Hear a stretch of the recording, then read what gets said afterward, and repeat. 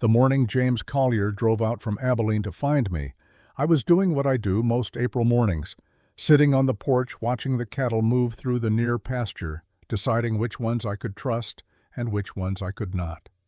Cattle will tell you a great deal about themselves before 8 o'clock if you pay attention. Most people do not pay attention. That has always struck me as a waste of a good morning. Collier was younger than I expected. They usually are. He had a motor car which he parked at the gate with some ceremony, and a leather satchel that looked like it had never been set down on dirt. He introduced himself twice, the way nervous people do, and told me the Kansas State Historical Society had sent him, and that he was writing about the early settlement years, and that my name had come up several times as someone who had been here from nearly the beginning. I told him to sit down, and I poured him coffee from the pot I keep on the porch rail in the mornings. He looked out at the pasture, at the cattle barn, which is a good solid structure of milled lumber built in 1891 with proper ventilation and a shingled roof and everything a cattle barn in 1914 is supposed to have. He looked at the house, which is not large but is well kept. He looked at all of it the way young men from town look at things that have turned out better than they expected. "It seems you've done very well here, Mrs. Hagan," he said. I have heard that sentence, or something close to it, many times. People say it like they are granting a pardon. "That barn," I said, "I built in 1891. You see it, and you think you understand something about how I got here." I set down my coffee cup. The barn that mattered was the one I built in 1873. It cost me $1.60. It looked nothing like that. I nodded toward the pasture. But 11 cattle went into it in November of that year, and in the morning after the coldest night in the recorded history of this county, all 11 of them were still standing. Collier opened his satchel and found his notebook. "The man with the largest operation in this valley," I said, "spent more than $200 on his cattle barn. He lost 4 animals that same night. He was a careful man and an experienced one, and he did everything the way it was supposed to be done.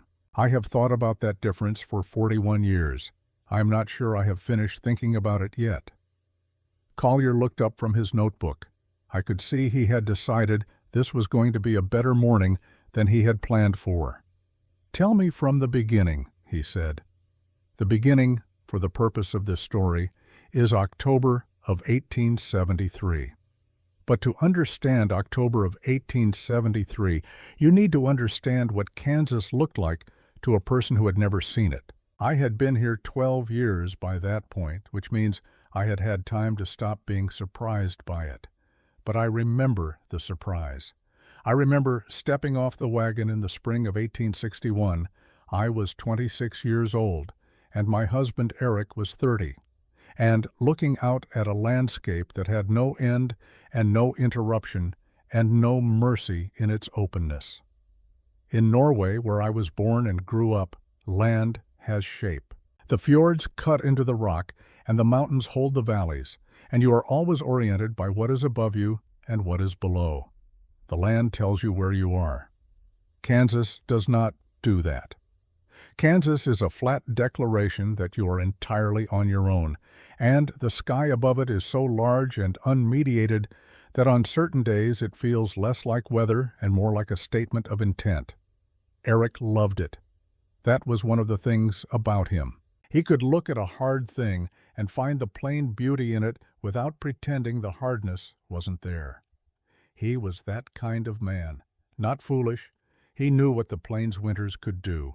But he had a quality of acceptance that I sometimes envied and sometimes found maddening, depending on the season and the size of the problem. He died in August of 1872. Typhoid fever which came in fast and did not hesitate. He was 41 years old. We had been here 11 years and had built the claim into something that was not quite comfortable but was solid and pointed in the right direction. We had 160 acres, a small cabin of reasonable construction, and a herd of 11 Hereford cattle that we had purchased on credit the previous spring. The credit was the problem that remained after Eric was gone. I want to be careful here, because it is easy to make the months after a death sound like a series of practical difficulties, and the practical difficulties were real, but they were not the whole of it. I was 38 years old, and I had spent 12 years building something with a person, and that person was no longer there. I will not try to describe that particular geography. There are no words for it that are not smaller than the thing itself. What I will say is this: his coat hung on the hook behind the cabin door for a long time after he was gone. I did not move it. I told myself it was practical. It was a good coat and I might need it in winter. That was not the real reason, but it was a reason I could say out loud, and sometimes that is enough to get through a day. By October of 1873, the debt to Hendricks's store stood at $47. My line of credit had $3 remaining on it. The cattle were healthy. The harvest had been reasonable, enough grain stored to see through a hard season, enough hay cut and stacked for the animals. The problem was shelter. A Kansas Plains winter is not a Montana winter, and I would not pretend otherwise. But it is its own specific cruelty. The temperature can drop below zero and stay there for a week. The wind comes from the north without interruption. There are no hills, no tree lines of consequence, nothing to break or deflect it. It crosses the open ground at speed and finds every gap and crack and insufficiency in whatever you have built. And it takes the heat out of everything it finds. I had seen cattle freeze in a barn that looked perfectly solid from the outside. The cold does not need much of an opening to do its work. The barn I had, the original structure Eric and I had built in our third year, was aging. The chinking between the logs had dried and cracked. There were gaps along the north wall that I could put 3 fingers through in places. For a mild winter it would do. For a hard one, it would not. Every man I asked gave me the same answer. You need new construction, milled lumber, properly fitted, well-chinked, solid roof. The going rate for sufficient lumber freighted out from Abilene was enough to cover the north wall and 2 sides, $38 minimum, before labor. I had $3 on credit and $47 of debt. I sat with those numbers at the table for 2 evenings in a row. I did not arrive at any solution. The numbers were what they were. It was on the second evening that Clarence Whitmore came by. Whitmore had been in the valley since 1859. He was 52 years old in 1873, a large, deliberate man who ran 480 acres and 60 cattle and conducted both with the same methodical confidence. He was not a cruel man. I want to be clear about that, because it would be easy to remember him as a villain, and he was not one. He was a man who had survived 14 years on the Kansas plains by knowing what worked, and he had accumulated that knowledge at real cost, and he considered it his duty to share it with those who had less of it. That is not a bad quality. It only becomes a problem when the person offering the knowledge mistakes it for the only knowledge there is. He came to the door with his hat in his hand and told me he had heard I was in a difficult position regarding winter shelter for my cattle. News travels on the plains the way wind does without asking permission. He told me he had given it some thought and that he believed the most sensible course was for me to sell a portion of the herd now while the prices were still reasonable, use the proceeds to make the necessary repairs to the existing structure, and carry a smaller number of animals through the winter on what I had. He named a price for 6 animals. It was 60% of what they were worth. I asked him why so low. He said, with the patience of a man explaining something to someone who did not fully grasp the situation, that everyone would be selling as winter approached, that the buyers knew this, and that 60% now was better than nothing in February, when the animals were dead and the options had narrowed further. I stood in the doorway and looked at him for a moment. "Thank you, Mr. Whitmore," I said. "I'll think on it." He put his hat back on. "Mrs. Hagan," he said, and his tone was not unkind, "you have been here 12 years. You know what a Kansas winter can do. This is not a year to experiment." He left. I watched the dust from his horse settle back onto the road. The thing about Whitmore's advice was that it was reasonable. I knew it was reasonable. Sell 6 cattle at a loss, repair what you have, survive the winter smaller, but intact. That was the logic of experience, and experience on the plains had earned its authority. I could not argue with the reasoning. What I could not reconcile was the arithmetic on the other side of it. If I sold 6 animals, I would have enough to make the repairs and clear part of the debt. I would have 5 cattle, which was not enough to build back from, not at my age, not alone. I would have made it through one winter and closed off most of the winters after it. I went back to the table and looked at the numbers again. And somewhere between looking at the numbers and looking at the lamp and looking at the coat on the hook behind the door, I thought about my grandmother. Her name was Astrid. She lived her whole life in Vestlandet, on a farm cut into rock above a fjord, and she raised cattle through 60 winters in a country that was not kind to the endeavor. She never explained things. That was her manner. She showed you something, and if you were paying attention, you understood it, and if you were not, she showed you again without comment. When I was 11 or 12 years old, I remember watching her pack the outer walls of the cattle shelter with bundles of compressed straw before the first deep freeze. She worked methodically, binding each bundle tight before she placed it, fitting them against the wall and against each other with a care that seemed out of proportion to the material. Straw. It was everywhere. It cost nothing. I asked her why. She looked at me for a moment in the way she had, as if she were deciding whether the question deserved a direct answer or a demonstration. Straw remembers summer, she said. Every stem is a small room with air inside it. Air that is not moving does not carry cold the way air that is moving does. You are not warming the barn. You are keeping the wind from taking away the warmth that is already there. I was 12 years old, and I thought she was speaking poetry, sitting at the table in October of 1873, 38 years old and alone, with 11 cattle and $3 of credit and a north wall with gaps I could put my hand through. I understood she had been speaking mathematics. I blew out the lamp and went to bed. In the morning, I went out to the east field where the harvested grain stalks stood in rows, and I began to understand in practical terms how much straw I had. It was more than enough. I want to describe what it looks like to think through a problem you have never solved before, because people tend to remember their good ideas as if they arrived whole and obvious, and that has not been my experience. My experience is that a good idea arrives as a discomfort, an irritation, something that does not fit the way you expected it to fit, and you have to worry at it for a while before it becomes anything useful. The morning after Whitmore's visit, I walked the east field for an hour before I touched a single straw.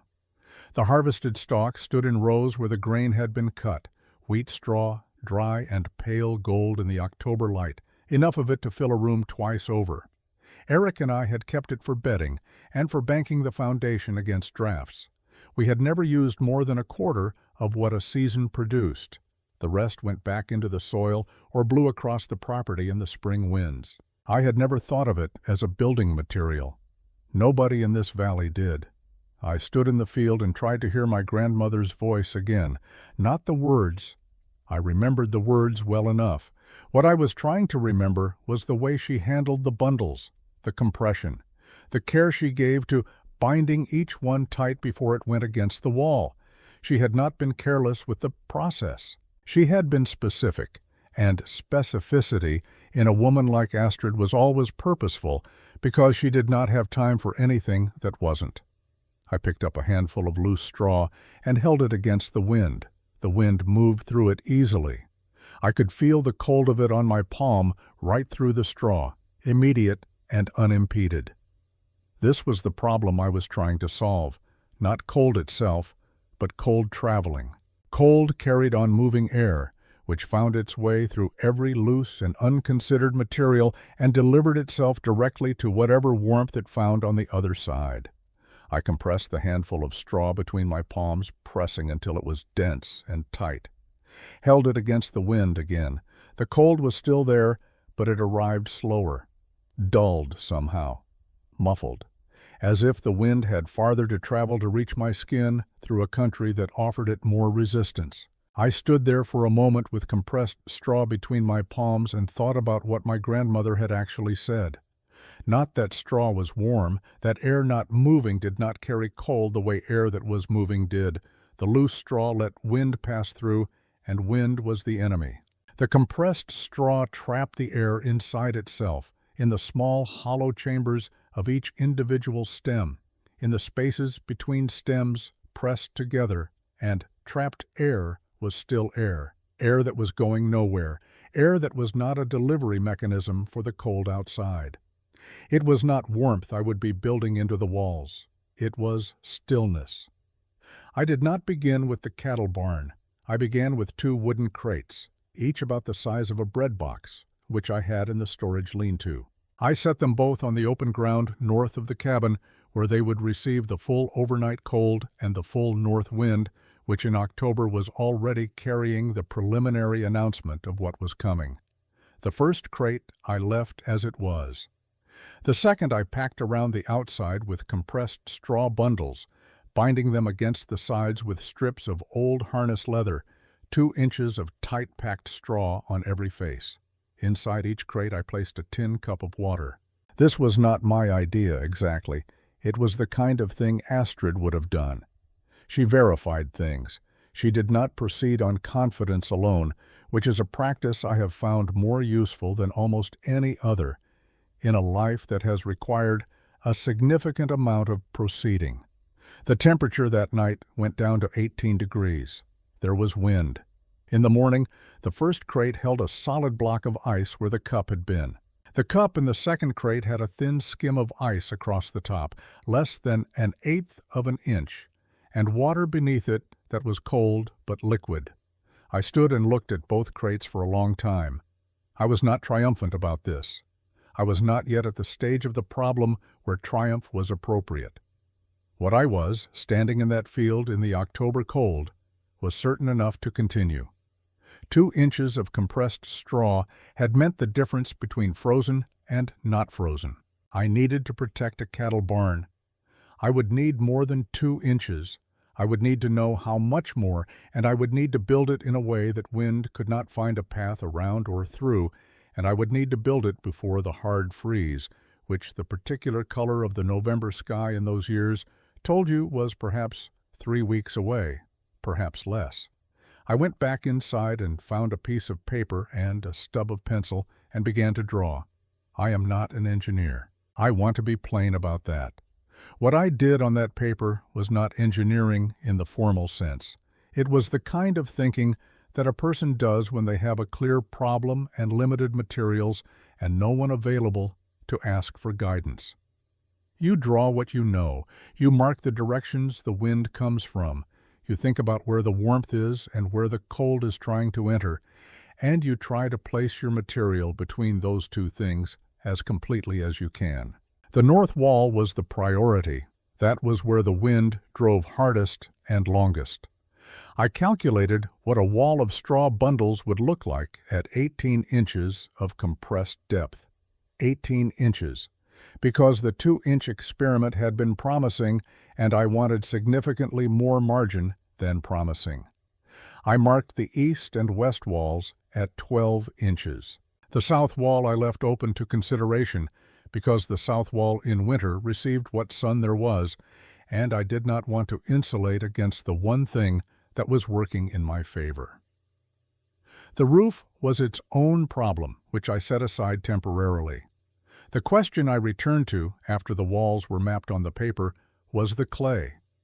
Loose straw let wind through. Compressed straw resisted it. But compressed straw was still a material with gaps. Small ones, but gaps. And a sustained north wind at 30 or 40 miles per hour is a patient investigator of gaps. I needed something to face the outside of the straw walls that would tell the wind there was nothing to investigate. Something that would seal the surface completely. The creek bed a quarter-mile east of the property had a clay deposit that I had used for chinking the cabin walls. It was good clay, dense and gray, the kind that holds together when you roll it between your fingers, that dries hard and does not crumble easily. I had used it mixed with water alone, which was how Eric and I had always done it, and it had cracked in the cold, sometimes badly. I had rechinked the same sections 2 and 3 times over the years. I thought about why it cracked. When clay dries, it shrinks. Shrinkage creates tension in the material. Tension, if there is nothing to absorb it, becomes a crack. This is not a profound observation. Any person who has watched mud dry in summer has seen it happen. The question is whether you have considered what it means for what you are building. I mixed a small batch of clay that morning and worked into it 2 things: a double portion of fine sand and a quantity of short-cut straw pieces about 2 inches long. The sand reduced the shrinkage. The straw, embedded throughout the clay like a coarse weaving, gave the drying material something to hold on to when the tension tried to pull it apart. The cracks, when they came, would stop at the nearest straw fiber rather than traveling the length of the wall. I knew this because I had seen it, not in clay walls, but in the mud nests of bank swallows, which lined their nesting cavities with grass. Those nests survive rain and temperature change without failing. Whatever the swallows understood about mixing materials, they had been right about it for considerably longer than I had been building anything. I spread the clay mixture on a flat board and left it to dry. It took 3 days. When it dried, it had 3 small cracks, each about a ½ inch long, none of which went all the way through the material. That was acceptable. That was, in fact, better than anything I had achieved with plain clay in 12 years of homesteading. I began cutting straw the following morning. The work of compressing straw is straightforward and relentless. You gather an armful of dry stalks, align them as well as you can manage, lay them between 2 flat boards, and stand on the top board until the bundle has compressed to your target depth. You bind it with twine or leather or whatever cordage you have, tightly enough that the bundle holds its density when the boards are removed. Then you do it again. Each bundle, at 18 inches of compression, weighed close to 40 pounds and was roughly the size of a large traveling trunk. I needed 80 of them for the north wall alone. On the first day, I made 14. I will not pretend this was easy work or that I was moving quickly. I was 38 years old and not small. I had done farm labor my whole adult life, and I was capable of the physical requirement, but the October wind was already cold enough to make sustained outdoor work a matter of concentration, and I was working alone, which meant every step of the process fell to a single pair of hands and a single back. I had been at it for perhaps 3 hours when I noticed someone had stopped on the road. A wagon, drawn by a single gray horse, had come to a standstill about 40 yards from where I was working. The woman holding the reins was someone I recognized by sight but had not spoken to at any length, one of the Mennonite families who had arrived from somewhere in Russia or the Ukraine the previous year and settled a claim about 2 miles to the northeast. She was older than me by some years, broad-shouldered, with the kind of face that has spent a great deal of time outdoors and made its accommodation with that fact. She looked at what I was doing, not quickly. She looked at it the way a person looks at something they are actually trying to understand. Then she said something in German that I did not follow, and I told her I spoke English and some Norwegian, but very little German, and she nodded as if this were a reasonable limitation, and said in accented but competent English, "How many more do you need?" I told her I needed 66 more for the north wall alone, and a good many after that. She wrapped the reins around the brake handle and got down from the wagon. Her name, I learned later that afternoon, was Agnes Friesen. She had been on the plains for 14 months. She did not explain why she had stopped, and I did not ask. On the frontier, you learn to accept useful things without requiring them to justify their arrival. We worked until the light failed. I learned 2 things about Agnes Friesen that first afternoon. The first was that she knew how to compress straw, not approximately, but correctly, with a particular angle of pressure that produced a denser bundle than my method and held its shape better. The second was that she was not a person who talked while she was working. Both qualities struck me as evidence of good judgment. Before she left, she picked up the board on which my clay sample had dried.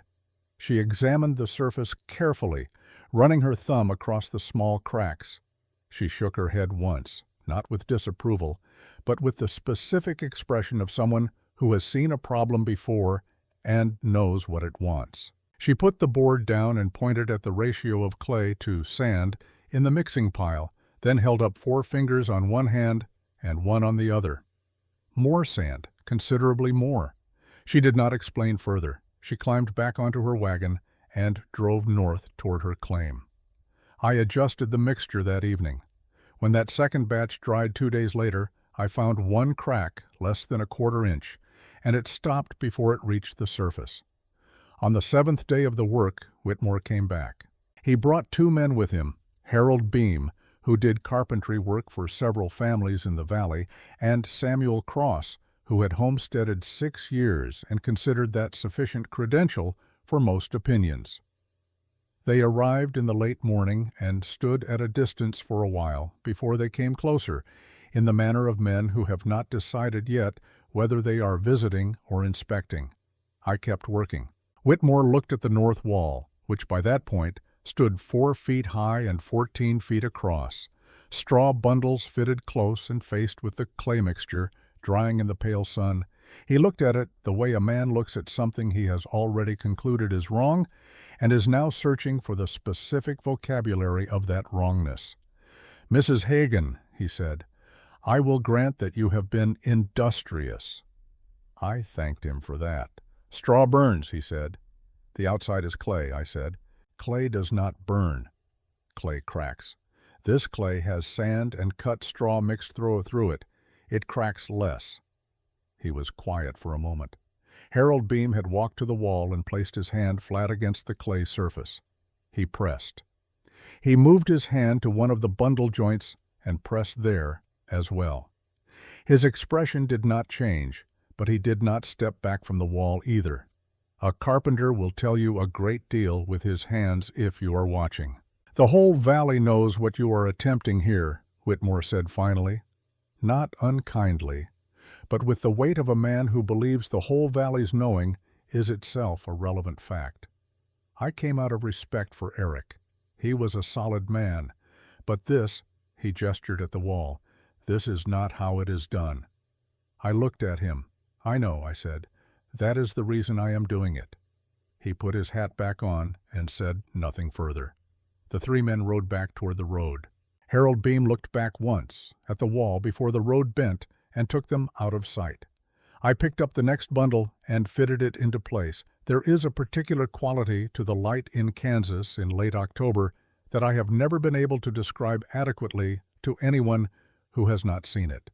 It is not soft and it is not warm. It is a low, flat, traveling light that moves across the open ground like something with purpose, and it shows you everything without flattering any of it. The shadows it makes are long and lean and precise. In that light, the walls I was building looked exactly like what they were: straw packed into a shape, faced with gray clay, sitting in a field, and I found I was grateful for the honesty of it.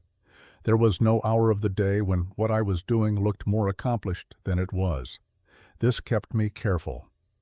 Agnes Friesen came back on the 2nd day, and the 3rd, and every day after that for the duration of the building, though never at the same hour and never having sent word ahead.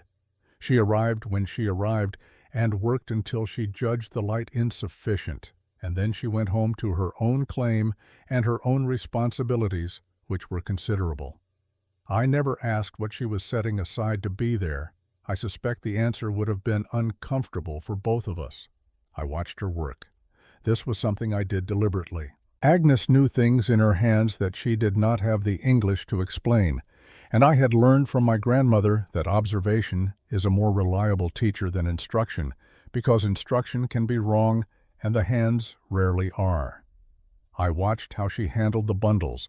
I watched how she fitted the joints between them.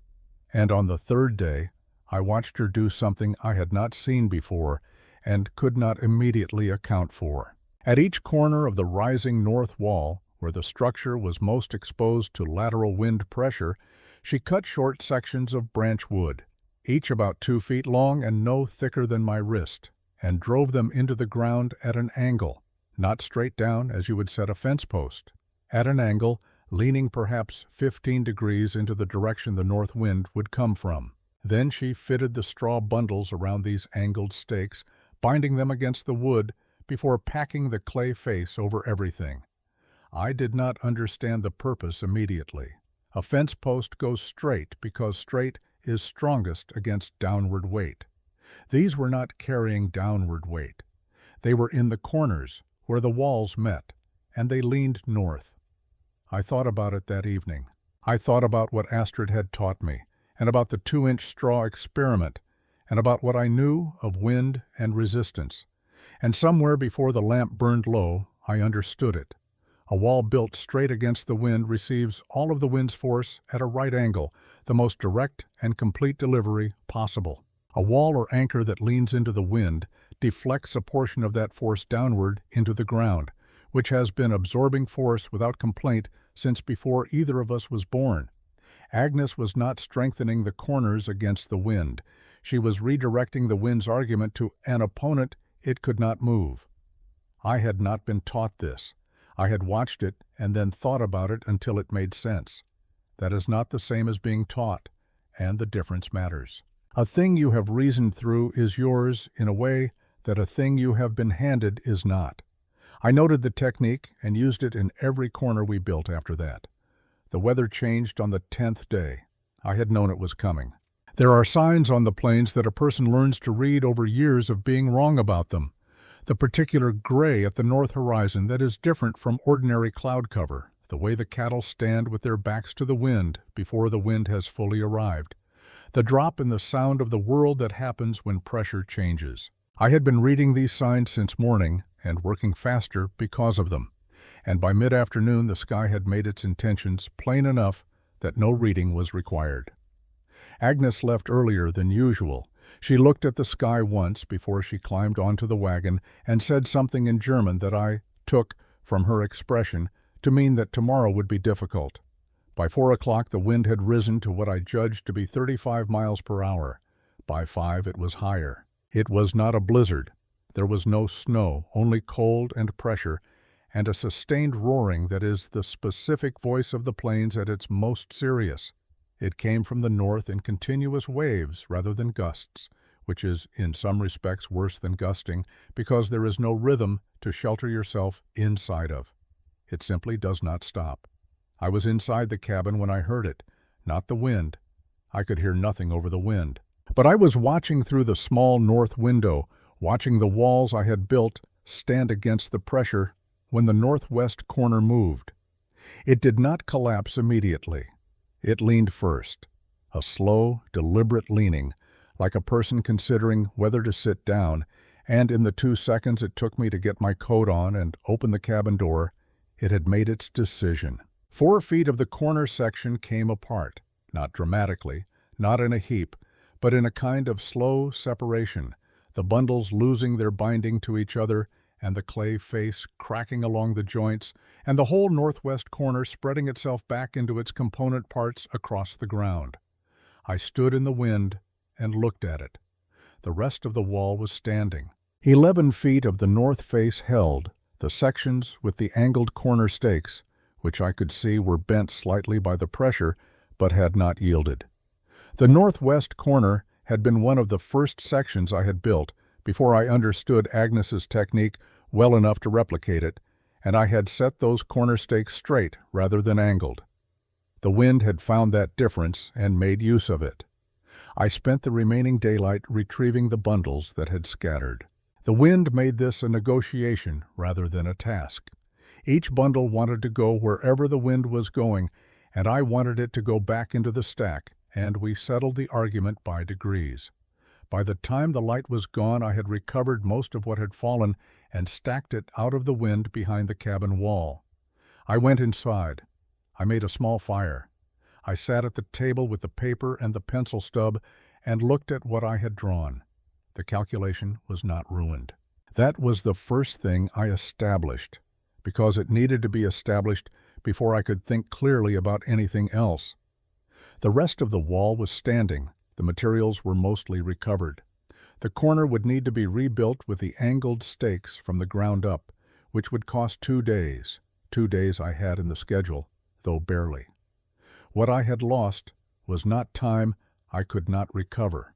What I had lost was the particular confidence of a person who has not yet been proven wrong.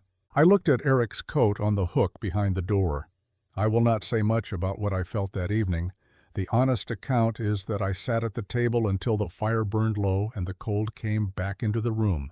And at some point, the distance between what I was trying to do and what I was capable of doing seemed very large. And I was aware of being alone in that distance in a way that the work, during the days, successfully prevented me from being aware of. And I was aware of Eric, not missing him in the abstract, but missing him in the specific, practical, immediate sense of needing another person in the room who believed the thing I was trying to do was possible. I did not have that. I had a coat on a hook and a wall that had partly fallen down in the wind. In the morning, before I had eaten or gone out to assess the damage in daylight, Agnes was at the door. She had a covered pot. She set it on the table without comment. Then she looked at me with the specific expression of a woman who has seen the inside of difficult winters and recognizes the look of someone who has passed a hard night. And she said nothing about any of it, which was the precise right response. We ate. Then we went outside. She looked at the fallen corner for a long time. She walked the perimeter of the wall, pressing her hand against the sections that had held, examining the angled stakes where they disappeared into the ground. Then she came back to the fallen corner and began without discussion to clear the debris and prepare the ground for rebuilding. The second version of that corner took most of the day. Agnes drove the new stakes herself, 4 of them, angled more steeply than the first time, driven deeper, set in a slight chevron rather than a straight line, so that the wind pressure on one would brace against the others. She did not explain this as she worked. I watched it and kept the explanation for later, when I was not needed for lifting. By evening, the corner was standing again, and the clay facing was going on. I stood back and looked at it. It was better than what had been there before. The wall that the wind had knocked down had, in falling, shown me what it needed to be, and the rebuilt version had that knowledge in it. I have thought about this often in the years since. The things you build after the first failure are usually stronger than the things you build before it, because the failure is a very specific and honest teacher. It tells you exactly which part of your confidence was not yet earned. The roof was where Agnes reached the limit of what she knew. I understood this not because she said so, she did not say so, but because I watched her look at the top of the walls for 3 days without proposing anything. Agnes Friesen was not a person who withheld ideas she had. When she looked at the walls, she saw what needed to happen, and her hands began before her mind had quite finished the sentence. When she looked at the roof, she looked the way I looked at it, with the attentiveness of someone working on a problem, not the attentiveness of someone accessing a known solution. We were in the same difficulty, different walls, same ceiling. The problem with the roof was weight and water. A straw roof could be built. The Scandinavian tradition of turf roofing, which I knew from Norway, was not entirely unlike what I had in mind, but straw alone would not shed water, and water in a straw wall meant rot, which meant collapse, which meant the cattle would be no warmer than the open field. I needed the straw's insulation, and I needed a waterproof surface over it, and I did not have timber enough for shingles or money enough for tar paper. I thought about this for 2 days while we completed the side walls. The answer came from looking at the ground rather than at the roof. The buffalo grass that covered the plains grew in dense, matted layers. The root system was as substantial as the visible grass, a tight weave of fibrous material that held together when you cut it and dried into a surface of considerable toughness. The settlers on the plains of Nebraska and Kansas had been making sod bricks from this material for 20 years, cutting them from the earth and stacking them into walls and roofs. I had seen sod houses. I had never thought to use the principle on a roof over a straw structure. I cut a section of sod 3 feet square and set it over a bundle of straw, grass side down. The grass roots made a surface that overlapped itself, fibers interlocking, with no clear pathway for water to find. Rain, hitting it, would run sideways rather than straight down, exactly as water runs off a shingled roof, but without the shingles. And below the sod, the compressed straw would hold the warmth the roof was meant to keep inside. I showed Agnes. She pressed the sod surface with both palms, then tilted the whole piece and let it drain against her hand. She said something brief in German and turned back to the wall she had been working on, which I took as a sufficient endorsement. The sod cutting began the following morning. It was Ingrid Larson who first asked me what I was building. She was 24 years old, newly arrived from Minnesota with her husband Peter and a child of 2, and she came past the property on the road to Hendrick's store on a morning when the wind had briefly relented and I was on the roof frame, laying the first courses of sod. She stopped her wagon and shaded her eyes against the November light. "What is that?" she called up. "Cattle barn," I said. She looked at the walls, which were faced smooth with dried clay, and stood solid enough that they did not advertise their composition. She looked at the roof in progress, which was stranger-looking, the sod courses going down grass side first, building up in overlapping layers. "My husband says Mr. Whitmore says it won't work," she said, not accusatory.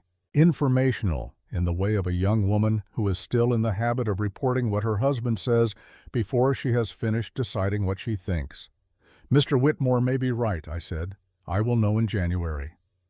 She sat in the wagon for another moment. What happens in January? I looked at the north horizon, which had taken on again the specific gray that meant the weather was moving. "January is when we find out what everything is actually made of," I said. She held the reins and looked at the walls, not skeptically, with genuine attention, the way she might look at a piece of needlework she did not yet know how to identify. Then she clicked to her horse and continued toward the store. That same evening, Whitmore rode through and stopped at the road's edge long enough to tell me that his barometer had dropped 4 points since morning and was still falling. "Hard freeze coming," he said. "Maybe 10 days, maybe less." He looked at the barn, at the walls, at the half-finished roof, at the evidence of everything I had not yet completed. He did not say anything further. He did not need to. The arithmetic of 10 days and the work remaining was plain enough to read in the air between us without anyone making it into a sentence. He rode on. I stood in the field in the failing light and looked at what was done and what was not done, and calculated the days against each other until the numbers were as clear to me as they were going to get. The roof needed 4 more days. The south wall needed 2. The door needed to be rehung and weather-fitted. The floor needed a final thick layer of loose straw. There were gaps to be clayed, a drainage channel to be cut around the east wall, and a ventilation arrangement for the south face that I had been considering for a week without yet resolving. 10 days, if Whitmore's barometer was right. 10 days was enough. It was enough without margin, without the allowance for the unexpected that a careful person prefers, but it was enough if everything went as intended. On the frontier, you learn that everything going as intended is a pleasant theory, and that the actual work of survival happens in the space between the theory and what the weather decides to do next. I went back to the roof. I finished the roof on the 14th day. Not the 10th as I had calculated, not the 12th, which was the revised calculation after a morning of freezing rain made the sod too heavy to lift without it breaking apart, and I lost half a day waiting for it to drain. Not the 13th, when the ventilation arrangement on the south face required dismantling and rebuilding because the first version created a channel that drew cold air across the floor rather than releasing warm air above the cattle's backs, which was the opposite of what I needed and would have done quiet damage through the whole winter before I understood what was wrong. The 14th day in the late afternoon in thin November light, I set the last course of sod, tamped it down with the flat of the shovel, and stood back. Agnes was beside me. She had been there for most of the 14 days and was there for this one, and we stood together in the cold and looked at what we had made without saying anything for a while. It did not look like a cattle barn in the conventional sense. It looked like a low rectangular mound with a clay face and a door, and a small south-facing gap for ventilation, something between a structure and a feature of the landscape, as if the ground itself had made a considered decision about that particular location. The sod roof had already begun to look settled. Given a season, I thought, it would look as though it had always been there. Agnes put her hand flat on the clay wall, the way she always did when she was measuring something she could not measure with tools. She held it there for a moment. Then she nodded once and went to get her wagon. I brought in the 11 cattle that evening. It took longer than it should have. Cattle do not enter unfamiliar spaces without registering their opinions on the subject, but by full dark they were inside.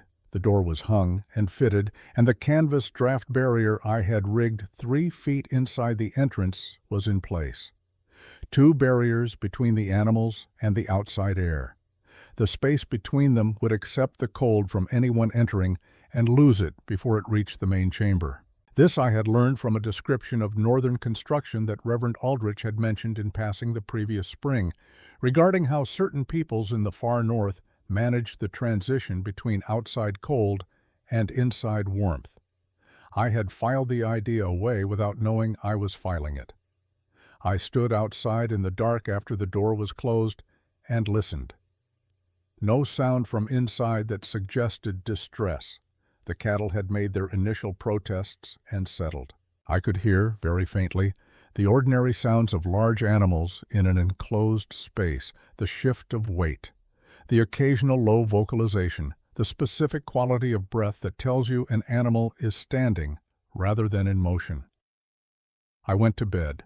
The hard freeze that Whitmore's barometer had predicted arrived in the 3rd week of November and was serious without being the worst the season would offer. Temperatures went to 12 below zero on the coldest night of that first stretch, and the wind ran for 4 days without significant pause. I burned through my cabin firewood at a rate that concerned me and spent a portion of each of those 4 days cutting and splitting against the deficit. The cattle barn I visited morning and evening. Each morning I brought a lantern and set it inside the door while I checked the animals and the structure. I looked at the wall joints and at the clay facing on the interior side and at the roof where it met the top of the walls. I looked for signs of moisture coming through, for frost formation on the interior surfaces, for any indication that the cold was finding a path I had not anticipated. What I found each morning was this. The interior of the barn was cold by any comfortable standard, but it was not the cold of outside. It was not the cold that kills. It was the cold of a root cellar, perhaps, the cold that preserves rather than destroys. The animals moved normally. They ate normally. Their water, which I set in a wooden trough against the center of the north wall where the insulation was thickest, froze across the surface each night but did not freeze solid. I broke the skin of ice each morning, and the water beneath it was liquid. 11 cattle, all standing. I will tell you about the worst night, because that is what Collier asked me about when I reached this part of the telling, and because it is the part that I have thought about most often in the years since. The worst night was the 14th of December. Whitmore came by in the afternoon and told me his barometer had dropped further than he had ever recorded it dropping in 14 years. He said the temperature by his reckoning would go to 30 below zero or beyond with wind. He said it with the directness of a man delivering information he believes you need, regardless of what you intend to do with it. He looked at the barn when he said it. He did not editorialize. I thanked him, and he left. I spent the remaining afternoon hours making every preparation I could think of. I packed additional loose straw against the base of all 4 exterior walls where they met the ground. The junction of wall and earth is where cold finds its first argument with a structure. I re-examined every gap in the clay facing I could reach and worked additional clay into anything that looked uncertain. I packed the draft barrier tighter. I brought the cattle an extra portion of dry hay because the digestion of feed generates warmth in large animals, and I wanted that process working through the night. By dark, the temperature had already dropped to what I estimated was 10 below zero, and the wind was building. I went inside the cabin and made a fire and tried to sleep. At 2 in the morning, I was awake. The wind had reached a register I had not heard before, not louder exactly, but lower in pitch, a continuous pressure sound rather than the variable rushing of ordinary wind. It moved the cabin in ways I could feel in the floorboards. I lay still and listened to it for a while. Then I got up and put on my coat, Eric's coat. I put on Eric's coat, which still hung on the hook behind the door, and I went outside. The cold at that hour on that night was not like ordinary cold. It was a different category of experience, not just temperature, but physical pressure, an immediate and complete demand on every part of the body that was exposed to it. My breath turned to ice crystals before it had traveled 6 inches from my face. The ground underfoot was iron. The sky was entirely clear and full of stars of a brilliance that belongs only to the coldest nights, when the air has lost every molecule of moisture and there is nothing between you and the distance. I crossed the 40 steps to the barn. I stood outside the door and I listened before I opened it.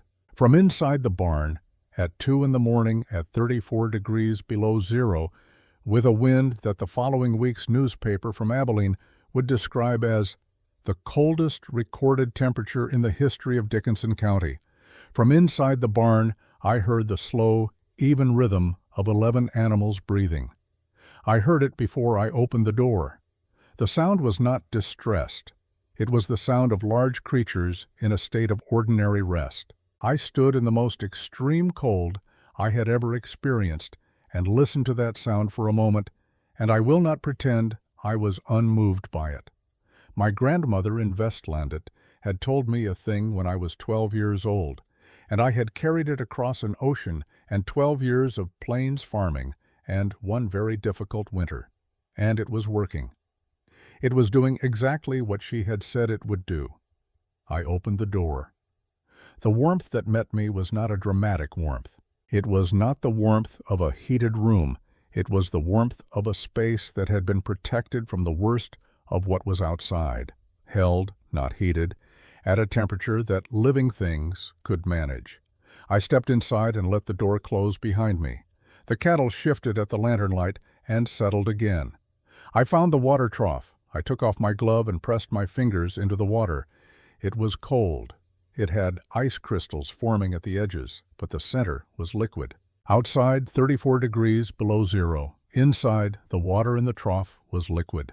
I stood in the dark with my hand in the water, and I thought of my grandmother, and I thought of Agnes, and I thought of Eric, who would have believed in this from the first and would have been here to see it, and was not.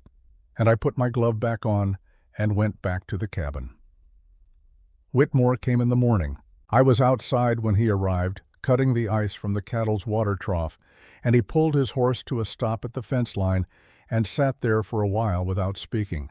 The temperature had risen to perhaps 5 below zero, which after the night felt almost tolerable.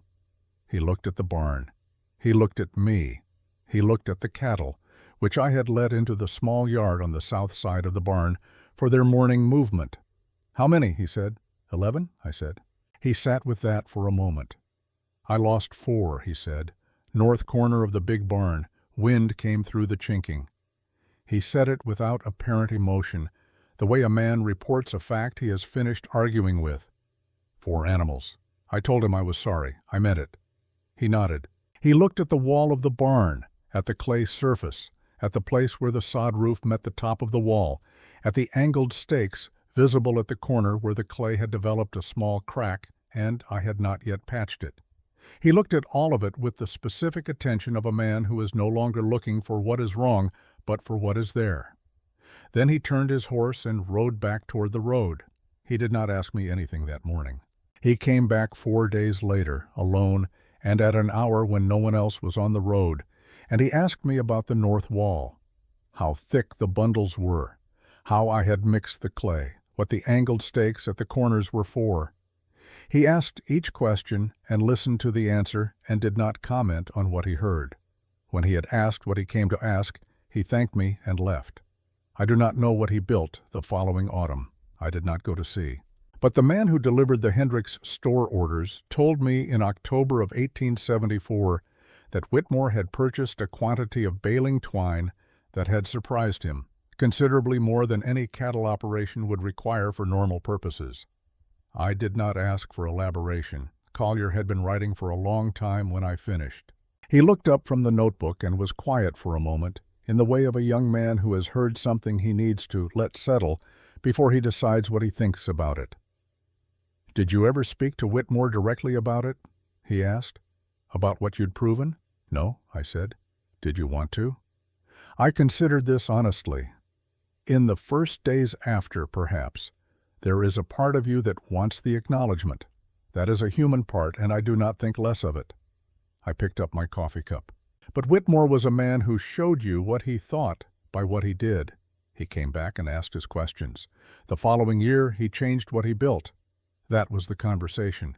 It did not need words added to it. Collier looked at what he had written. "Agnes Friesen," he said. "You mentioned she passed last year." "March," I said. "She was in her middle 70s. She had been in this valley for 42 years. Did she know what it had led to? The barn, the technique spreading?" I thought about Agnes, about the way she worked without announcement, about the pot of food she brought the morning after the corner fell, and the 4 decades of quiet mornings afterward, about the way she held her hand against a clay wall to understand what it knew. Agnes was not a woman who measured things by what they led to, I said. She measured them by whether they were done correctly. The barn was done correctly. I think that was sufficient for her. Collier wrote something. "Is there anything you would want people to know?" he asked. "About that winter, about what you built, anything you feel hasn't been said." I looked out at the pasture. The cattle moved in the April light, which was a different light altogether from October. Warmer, more forgiving, the kind of light that lets you see things as they are without requiring you to account for everything at once. "Write Agnes Friesen's name clearly," I said. "She came from Ukraine with knowledge that her grandmother gave her, the same as I came from Norway with knowledge that my grandmother gave me. Neither of us invented anything. We only remembered it in the same place at the same time, which was fortunate." I set the cup down. The barn worked because 2 women who could barely speak to each other understood the same thing about cold and straw and the patience of the ground. Write that clearly. The rest of the story can take care of itself. Collier wrote for another minute. The morning had gone long and warm, and the cattle in the pasture were moving toward the water and then away from it in the unhurried way of animals with no particular urgency, which is the best condition for any living thing. I watched them for a while. 41 years from that December night, and I could still feel the cold of the water in that trough against my bare fingers. Still hear the breathing of 11 animals in a structure that had no business keeping them alive and did it anyway. Still see, when I closed my eyes, the stars above the frozen ground at 2 in the morning, the indifferent, ancient, brilliant stars of a Kansas winter, which do not care in the least what you have built or why, but shine equally on everything that is still standing when the light comes back. Everything still standing. That was enough. That had always been enough.